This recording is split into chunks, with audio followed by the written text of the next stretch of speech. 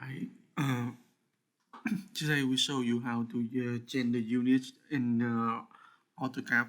It is essential that you change the units accordingly for the drawing so that when you send the file to other applications like Inventor or to your college, they can process the raw accordingly with their setting. So you need to open the file. Now, if you don't know what your unit currently set in this drawing, you can use the command dwg unit,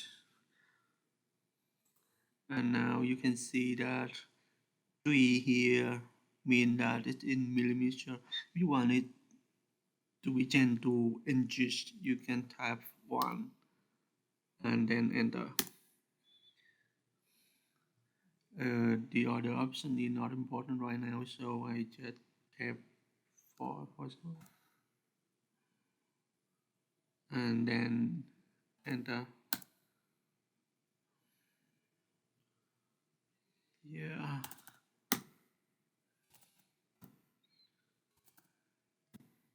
See.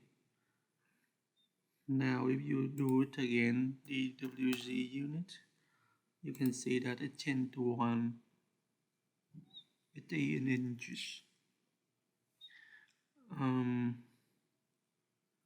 If you want to change it back to millimeter, you can type in trees and then decimal and decimal not born.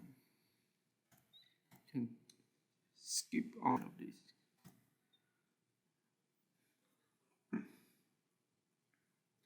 Now the unity in millimeter again. That is it. You can save the file now.